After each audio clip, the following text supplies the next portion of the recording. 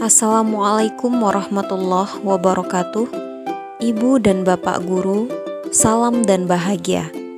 Perkenalkan, saya Katrin Okta Aryaningsih, Guru Biologi SMA Negeri 11 Padang, Kecamatan Bungustolo-Kabung, Kota Padang, Provinsi Sumatera Barat.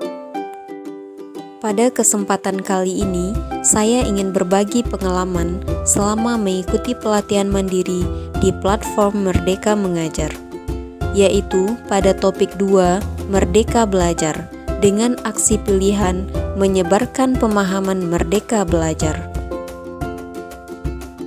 Pada topik Merdeka Belajar, terdapat 5 pembahasan modul. Modul 1, mengenali dan memahami diri sebagai pendidik. Modul 2, mendidik dan mengajar. Modul 3, mendampingi murid dengan utuh dan menyeluruh. Modul 4, mendidik dan melatih kecerdasan budi pekerti. Dan modul 5, pendidik yang mengantarkan keselamatan dan kebahagiaan. Kita akan jelaskan satu persatu modul yang terdapat pada topik ini. Modul 1, mengenali dan memahami diri sebagai pendidik.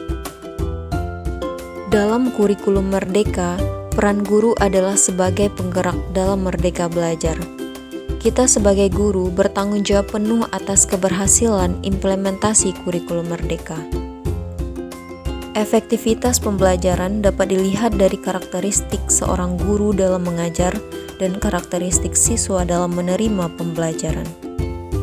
Pembelajaran akan efektif ketika siswa diberikan kesempatan untuk merdeka belajar dengan tujuan bahwa mereka dapat mengembangkan potensi dan kemampuan secara pribadi. Tuntutan akan peran dan tanggung jawab kita sebagai guru akan selalu berubah sesuai dengan perkembangan zaman. Untuk itu, guru harus konsisten dalam mempersiapkan diri. Guru harus belajar secara terus-menerus dan menselaraskan diri agar relevan dengan konteks zaman.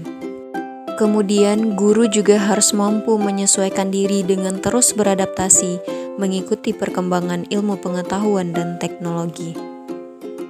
Lalu, guru harus mampu berinovasi dan berimprovisasi dalam kegiatan pembelajaran. Selain itu, guru harus mampu merefleksikan kelemahan dan kekuatan untuk memperbaiki kesalahan dan kekurangan selama kegiatan belajar mengajar berlangsung.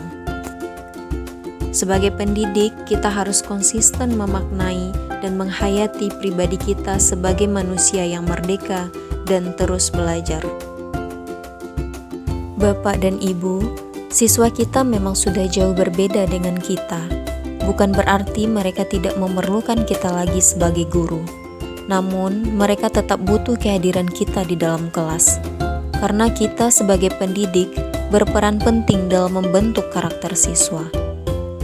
Sesuai dengan pesan Ki Hajar Dewantara, bahwa pendidik itu menuntun tumbuh dan hidupnya kekuatan kodrat yang ada pada anak-anak, agar dapat memperbaiki lakunya, hidup dan tumbuhnya kekuatan kodrat anak.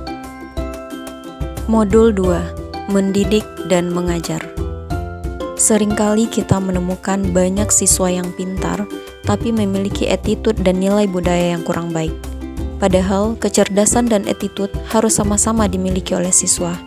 Jadi, kita sebagai guru harus menyeimbangkan perolehan ilmu dan sikap kepada siswa kita.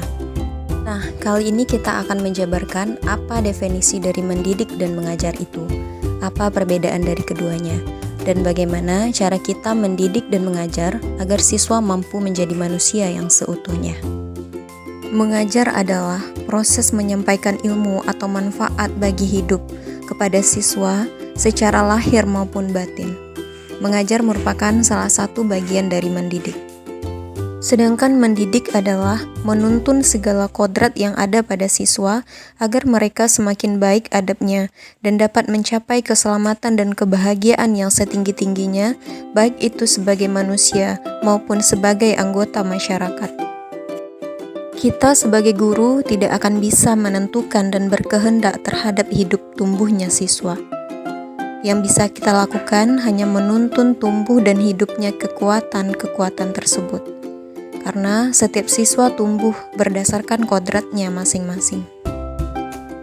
sesuai dengan gagasan Ki Hajar Dewantara, bahwa anak-anak tumbuh berdasarkan kekuatan kodrat yang unik.